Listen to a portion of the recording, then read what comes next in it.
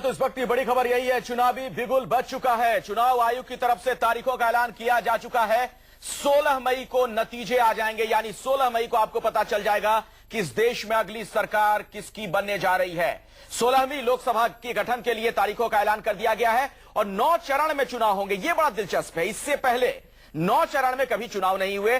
कई दिन अलग अलग तारीखें जो रखी गई हैं, इसको लेकर हालांकि कुछ सवाल भी खड़े हो रहे हैं। एक बार पहले आपको जरा तेजी से हम बता दें कि किन किन तारीखों को कहां पर चुनाव। उत्तर प्रदेश की अगर बात की जाए, यहां पर लोकसभा की सबसे ज्यादा 80 सीटें हैं। 6 चरण में यहां चुनाव होंगे, 10, 17, 24, 30 अप्रैल और उसके बाद मई में भी 2 तारीखों को। और देखिए, बिहार में भी इन्हीं तारीखों पर, उत्तर प्रदेश में जिन जिन तारीखों पर वोटिंग होगी, बिहार में भी उन्हीं तारीखों पर वोटिंग होगी। बिल्कुल 6 चरण में यहां भी चुनाव होने हैं। तो कुल 9 चरण, यानी 7 अप्रैल को इसकी शुरुआत होगी वोटिंग की और 12 मई तक वोटिंग अलग अलग दिनों में। 19 मई को नतीजे आ जाएंगे राजस्थान में, 17 और 14 अप्रैल को वोटिंग, 16 मई को हर जगह के चुनाव के नतीजे आ जाएंगे। इसके साथ जो विधानसभा के चुनाव होने आंध्र प्रदेश, सिक्किम और ओडिशा के, उनके नतीजे भी 16 मई को ही आएंगे। बातचीत करने के लिए हमारे साथ यहां प्रदीप सिंह जी, वरिष्ठ पत्रकार लगातार बने हुए हैं, और संबित पात्रा, बीजेपी के वरिष्ठ नेता भी हमारे साथ मौजूद हैं। संबित पात्रा जी, 9 चरण में चुनाव हो रहे हैं, कहीं चिंता तो आप लोगों को नहीं हो रही कि ये जो तथाकथित मोदी की हवा है उसको बहुत ज्यादा दिनों तक बना के रखनी पड़ेगी आप लोगों को? देखिए, पहला विषय है जो हम कह रहे हैं कि चरण में चुनाव हो रहे हैं। मुझे लगता है कि वीएस संपत साहब ने बहुत क्लियरली कहा कि इनको चरणों के रूप में ना देखा जाए, स्प्रेड के रूप में देखा जाए। क्योंकि अगर चरणों के रूप में होता तो बीच में गैप होता, यहाँ गैप भी कई जगह नहीं है। और सीजन को और फेस्टिविटीज को ध्यान में रखते हुए पहली बार इस प्रकार का एक्सपेरिमेंटेशन चुनाव आयोग ने किया है। जहां तक मोदी जी का सवाल है, मैं बहुत लाइटर नोट में और बहुत ही एक रोमांटिक वे में शुरू करना चाहूंगा, क्योंकि जगजीत सिंह को आज सुबह ही मैं सुन रहा था, तो मुझे लगा ये बहुत सटीक रहेगा यहां बोलना कि तेरे आने की जब खबर फैले, तेरे खुशबू से सारा शहर फैले। अच्छा। अब देखिए, उनकी जो खुशबू फैल रही है, लेकिन आडवाणी जो खुशबू फैला रहे वो भी तो आप सुनने की कोशिश कीजिए ना। नहीं, कोई अंग्रेजी अखबार को जो उन्होंने इंटरव्यू देके कह दिया आज फिर से वो पार्टी बन गई है बीजेपी। नहीं, मिस रिप्रेजेंटेशन ऑफ फैक्ट्स जो किया जा रहा है मीडिया में, उससे कुछ नहीं बदलने वाला है। अच्छा। हर कोई हवा बरकरार रहेगी। नहीं, हवा बरकरार है। हवा से ज्यादा ये सुनामी का रूप धारण कर चुका है। और जिस प्रकार से अभी सुधांशु त्रिवेदी जी भी कह रहे थे कि सिंहासन खाली करो की जनता आती है, तो सिंहासन खाली करने का वक्त कांग्रेस का आ चुका है और एक कांग्रेस मुक्त भारत का बिगुल बच चुका है। चलिए, जनता तय करेगी। बहुत ही दिलचस्प लोकसभा के चुनाव होने जा रहे हैं, तमाम पहलुओं पर हम बातचीत करेंगे, लेकिन पहले अपने दर्शकों को जरा अपने संवाददाता के पास लिए चले। अमित कुमार हमारे साथ इस वक्त जुड़ गए, हमारे संवाददाता विज्ञान भवन से, जहां पर इस प्रेस कॉन्फ्रेंस का आयोजन किया गया था। अमित, क्या कुछ खास रहा आज इस चुनाव आयोग की प्रेस कॉन्फ्रेंस में?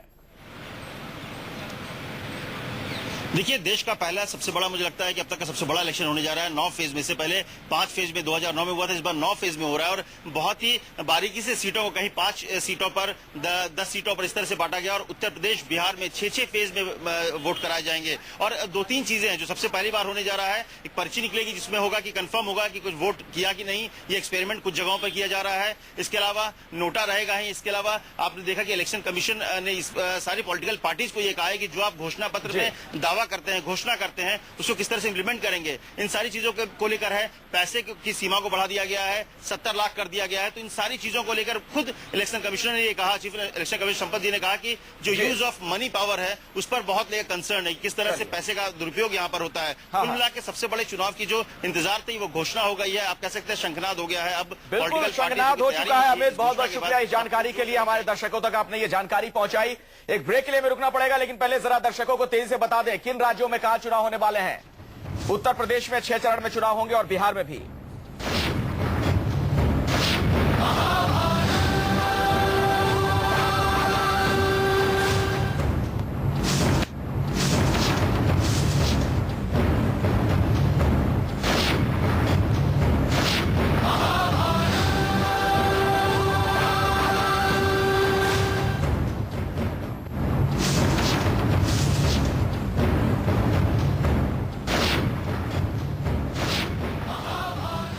नौ चरणों में चुनाव होंगे, यह बड़ा अहम है। अब से पहले लोकसभा के जितने भी चुनाव हुए, 9 चरण में कभी चुनाव नहीं हुए। सबसे ज्यादा वक्त इस बार लगेगा लोकसभा के चुनाव में जो वोटिंग होगी। लेकिन 16 मई को नतीजे आ जाएंगे, यह बहुत महत्वपूर्ण है। 16 मई को यह आपको पता चल जाएगा कि इस देश में अगली सरकार किसकी बनने जा रही है। क्या नरेंद्र मोदी देश के प्रधानमंत्री बनेंगे? कांग्रेस को क्या फिर से वापस लौटने का मिलेगा मौका सत्ता में? अरविंद केजरीवाल क्या कमाल दिखा पाएंगे? ये तमाम जो सवाल हैं इनके जवाब आपको 16 मई को मिल जाएंगे। इस बीच हम आपको लगातार बता रहे हैं कि किन किन राज्यों में कब चुनाव है। दो खास मेहमान भी लगातार हमारे साथ बने हुए हैं। वरिष्ठ पत्रकार प्रदीप सिंह जी हमारे साथ लगातार जुड़े हुए और संबित पात्रा बीजेपी के नेता भी हैं। प्रदीप सिंह जी, अब निगाहें 16 मई की तरफ, सबसे ज्यादा इंतजार उसी का रहेगा। बिल्कुल निश्चित रूप से सबको ये उत्सुकता रहेगी कि सरकार किसकी बनती है। उससे ज्यादा उत्सुकता शायद इस बात की होगी कि कितनी स्थायी बनती है। अच्छा, कि जो गणित आता है मतलब इस लोकसभा चुनाव में में, अगली चुनाव की हटा भाप रहे हैं क्या? नहीं, कोई जरूरी नहीं, लेकिन हो भी सकता है। जी। मतलब ये अभी से कुछ कहना तो भविष्यवाणी करने जैसा होगा कि क्या होगा। लेकिन इस समय जो देश में खास तौर से जो युवा वर्ग है उसकी नजर इस बात पर है कि एक राजनीतिक स्थायित्व है। वो राजनीतिक स्थायित्व से उसका किसी पार्टी से ज्यादा लेना देना नहीं है। उसको लग रहा है कि 5 साल की स्थायी सरकार आए, क्योंकि उसको डर है कि अगर इकोनॉमिक स्थिति जो देश की है अगर इससे खराब हुई तो नौकरियां जाएंगी, बेरोजगारी बढ़ेगी, महंगाई और बढ़ेगी। तो इन सब को रोकने का एक बड़ा तरीका यह है कि कोई एक स्थायी और डिसाइसिव सरकार आए जो फैसले ले सके। पिछले 5 साल में जो पॉलिसी पैरालिसिस हमने देखी है उससे देश निजात चाहता है। वो थर्ड फ्रंट की होगी, बीजेपी की होगी, कोई और होगी, इससे ज्यादा लोगों को मतलब नहीं है। लोगों का का रुझान ये है कि ये जो जिस तरह का 5 साल गुजरा है फिर से ऐसा देखने को न मिले। ठीक है संबित पात्रा जी, एक बड़ा दिलचस्प आंकड़ा ये भी है कि इस बार नए मतदाता जो है करीब 10 करोड़ के आसपास उनकी संख्या बताई जा रही है और कहा यह जाता है कि सोशल मीडिया से बहुत वो प्रभावित होते हैं। आपके नेता नरेंद्र मोदी सोशल मीडिया पे बहुत एक्टिव है, लेकिन अरविंद केजरीवाल और उनके जो टीम के लोग हैं वो भी बहुत ज्यादा एक्टिव हैं। किसको ये वोट मिलेगा फिर? नहीं, स्वाभाविक रूप से देखिए नरेंद्र मोदी जी ने जो प्रूव किया है, जो परफॉर्मेंस दिया है 15 वर्ष लगातार, स्वाभाविक रूप से जो क्रेडिबिलिटी उनकी बनी है वो देखने लायक है। और जहां अरविंद केजरीवाल जी का विषय है, मुझे लगता है वो एक बस अपने आप को प्रोजेक्ट करने में लगे हुए हैं। जो एनार्किज्म वो दिल्ली में लेके आए, जहां उन्हें परफॉर्मेंस करने का मौका मिला था, उन्होंने वहां गवर्नेंस को परफॉर्म करके दिखाया नहीं। वो कहीं भी पहुंचे, अब वो देखने गए कि विकास कितना किया मोदी ने। जिनको विकास करने का मौका मिला था दिल्ली में, वो अपने विकास को छोड़कर, अपने गवर्नेंस को छोड़कर दूसरों के घरों में झांकने से कुछ नहीं होता है। पहले अपना घर ठीक कर लेते। और एक महत्वपूर्ण विषय देखिए, सुबह से आज डिबेट कर रहे हैं, चाय की चुस्कियों पर हम ये डिस्कशन भी कर रहे हैं। यहाँ चाय की चर्चा और चाय में 2-3 विषय में रखूं। आपने 10 करोड़ जनता नहीं जुड़ रही है, युवा जुड़ रहा है, ये भी चाय है, ये ताजगी है। अच्छा, अभी प्रदीप जी कह रहे थे कि पॉलिसी पैरालिसिस है, उसे बदलना है, वह भी चाय है। इंडिया की इकोनॉमी को एक ताजगी की आवश्यकता है। तीसरा, नरेंद्र मोदी खुद जो एक चाय बेचने से इस प्रक्रिया से उभरते हुए प्रधानमंत्री तक जा रहे हैं। ये भी हिंदुस्तान चाय मीठी हो, कड़वी ना हो। मैं आपके पास आऊंगा। चाय हमेशा मीठी या कड़वी कभी नहीं होती है, हमेशा मीठी और ताजगी देने वाली होती है। सर, मैं आऊंगा आपके पास, आप अपनी बात रखिएगा, लेकिन अपने दर्शकों को जरा दूसरे स्टूडियो में लिए चलते हैं। हमारे साथ सुहेल, हमारे सहयोगी जुड़ चुके हैं। वो आपको बताएंगे कि आपके शहर में कब है चुनाव, किस दिन आप वोट डालने जाएंगे। सुहेल। अखिलेश, शुक्रिया। 16वीं लोकसभा चुनाव की तारीखों का ऐलान हो चुका है। सबसे पहले हम दर्शकों को बताएंगे सबसे बड़े राज्य उत्तर प्रदेश की 80 लोकसभा सीटों के लिए कब चुनाव होने हैं। 7 अप्रैल, 10 अप्रैल, 17 अप्रैल, 24 अप्रैल, 30 अप्रैल, 7 और 22 मई को, यानी 6 चरणों में चुनाव उत्तर प्रदेश को होगी। 10, 12, 17, 24, 30 अप्रैल, 7 और 12 मई को, यानी लगभग 6 चरणों में चुनाव होने हैं, यह हम आपको बताएंगे। और इसके अलावा 16 मई को नतीजे उत्तर प्रदेश में आएंगे। और खास बात यह, यूपी और बिहार में इन्हीं चरणों में चुनाव होने, यानी उत्तर प्रदेश की तारीख और बिहार की तारीख एक ही है। बिहार की 40 लोकसभा सीटों पर 10, 17, 24, 30 अप्रैल, 7 मई और 12 मई को चुनाव होंगे, यानी उत्तर प्रदेश और बिहार में एक ही तारीखों पर चुनाव होने, लेकिन काउंटिंग 16 मई को ही होगी। इसके अलावा झारखंड की 14 लोकसभा सीटों पर 20 अप्रैल, 17 अप्रैल, 24 अप्रैल को 3 चरणों में होंगे और नतीजे 16 मई को आएंगे। झारखंड के अलावा जिन राज्यों में चुनाव होने हैं, जिसमें राजस्थान है, 25 लोकसभा सीटों में 17 और 24 अप्रैल को राजस्थान में चुनाव होंगे, यानी वसुंधरा राजे और अशोक गहलोत। इसके अलावा जिन राज्यों में चुनाव होने हैं उनमें मध्य प्रदेश की 29 लोकसभा सीटों में से 10, 17 और 24 अप्रैल को मध्य प्रदेश में चुनाव होंगे। मध्य प्रदेश के अलावा जिन राज्यों में चुनाव होने हैं उनमें महाराष्ट्र की बात करते हैं। महाराष्ट्र की 48 सीटों में 10, 17 और 24 अप्रैल को चुनाव होने हैं। 10 अप्रैल, 17 अप्रैल और 24 अप्रैल, 16 मई को काउंटिंग होगी। दिल्ली की बात करें, दिल्ली की लोकसभा की 7 सीटें खासी अहम है। दिल्ली में 10 अप्रैल को चुनाव होंगे, 16 मई को नतीजे आएंगे। बेशक दिल्ली पर सबकी नजरें रहने वाली हैं, दिल्ली अपने आप में अहम है। हरियाणा, दिल्ली से लगे हरियाणा में भी 10 लोकसभा सीटों पर 10 अप्रैल को ही चुनाव होंगे और 16 मई को हरियाणा के भी नतीजे आ जाएंगे। इसके अलावा पंजाब की 13 लोकसभा सीटों पर 30 अप्रैल को चुनाव होंगे और नतीजे 16 मई को आएंगे। पंजाब के अलावा वेस्ट बंगाल की 42 लोकसभा सीटों पर 17, 24 और 30 अप्रैल, यानी 17 अप्रैल, 24 अप्रैल, 30 अप्रैल, 7 मई और 12 मई को चुनाव होंगे। 5 चरणों में चुनाव होंगे पश्चिम बंगाल में भी। इसके अलावा छत्तीसगढ़ की 11 लोकसभा सीटों में 10 अप्रैल को चुनाव होंगे, नतीजे 16 मई को आएंगे। जल्दी हम आपको बताने की कोशिश कर रहे हैं कि आपके राज्य में किस तारीख को चुनाव होने हैं। केरल में 20 लोकसभा सीटों पर 10 अप्रैल को चुनाव होंगे, नतीजे 16 मई को आएंगे। इसके अलावा उड़ीसा की 21 लोकसभा सीटों में 10 और 17 अप्रैल को चुनाव होने हैं उड़ीसा में। इसके अलावा तमिलनाडु की 39 सीटों पर 24 अप्रैल को चुनाव होंगे। 39 सीटों पर, जिसमें AIADMK, DMK और कांग्रेस की किस्मत दांव पर होगी। तमिलनाडु में खास नजर रहने वाली है। चलिए अखिलेश, बैक टू यू। चलिए, शुक्रिया सुहेल, आपने बहुत ही विस्तार से हमारे दर्शकों को यह जानकारी दी कि आप किस दिन वोट डालने के लिए निकले, किस तारीख को आपके शहर या गांव में वोटिंग है। हमारे साथ स्टूडियो में 2 खास मेहमान लगातार बने हुए, प्रदीप सिंह जी और संबित पात्रा, बीजेपी के नेता हैं। संबित पात्रा जी, अब सही बता दीजिए साफ गोही के साथ, किससे आप लोगों का मुकाबला है? अब तो आप जमीनी हकीकत आप समझ रहे होंगे, अब तो चुनाव की तारीखों का ऐलान हो गया। अरविंद केजरीवाल से या राहुल गांधी से? देखिए, सबसे महत्वपूर्ण विषय है, आपने इससे पहले मुझे सोशल मीडिया के बारे में पूछा था, जो उसका इंपैक्ट होता है चुनाव में, उसके विषय में पूछा था। तो देखिए, पूछा मैंने कि इस बार युवा मतदाता 10 करोड़ हैं और कहा जा रहा है कि उसका असर होगा। बिल्कुल, देखिए अभी ये जो चल रहा है सोशल मीडिया में, बहुत बढ़िया विषय चल रहा है। मैं आपके सामने रख दूं, जो ट्रेंड कर रहा है वो है ईवीएम, और ईवीएम का जो मशीन है वो बहुत महत्वपूर्ण चुनावों में। और ईवीएम का फुल फॉर्म जब सोशल मीडिया कह रही है कि every vote for Modi, EVM मतलब every vote for Modi. Modi brigade भी तो है, हो सकता है आप ही नहीं, देखिए जो भी ब्रिगेड हो, ये ब्रिगेड जो है यही तो रिफ्लेक्शन है कंट्री के मूड का। और एवरी वोट फॉर मोदी के साथ जब सोशल मीडिया आगे बढ़ रही है तो आप इसी को सुनामी कह सकते हैं। हिंदुस्तान गांव में भी बसता है, शायद ट्विटर पे वो लोग नहीं रहते हैं। नहीं, बिल्कुल नहीं, मैं बिल्कुल समझ रहा हूं, क्योंकि आपने पूछा और कहा भी कि सोशल मीडिया एक बहुत इंपैक्टफुल मीडिया है, और वो 10 करोड़ जनता जो नहीं जुड़ रही है, जो युवा जुड़ रहा है, उसके संदर्भ में ये क्वेश्चन था, ये आंसर था। और देखिए, 10 करोड़ एक बहुत साइजेबल चंक होता है। जब 10 करोड़ लोग ये सोचते हैं कि मोदी ही लाना है, तो स्वाभाविक रूप से रुख भी साफ है। आपका कहना है ये 10 करोड़ ये सोचते हैं मोदी लाना। बिल्कुल। प्रदीप सिंह जी, ये चुनाव इस मायने में भी खास है इस बार, शायद आप बेहतर बता पाएंगे, कई दशकों का पत्रकारिता का आपका अनुभव है। क्या व्यक्ति प्रधान ऐसा चुनाव आपने पहले कभी देखा था प्रदीप जी? नहीं, व्यक्ति प्रधान चुनाव तो रहा है, कांग्रेस पार्टी में इस तरह का कल्चर रहा है, लेकिन बीजेपी के लिए ये नई बात है।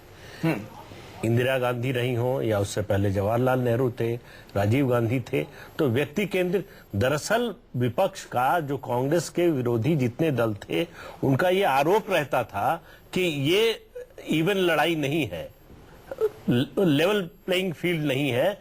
एक समय तो ऐसा भी आया था जब कांग्रेस कोशिश कर रही थी कि देश में प्रेसिडेंशियल सिस्टम लागू हो जाए, क्योंकि एडवांटेज था उसको लीडरशिप का। इंदिरा गांधी की जो लोकप्रियता थी देश में और किसी नेता की नहीं थी, किसी पार्टी के। तो ये कल्चर कांग्रेस में रहा है ये, लेकिन आप विडंबना देखिए कि कांग्रेस उससे दूर जा रही है और बीजेपी उसको अपना रही है।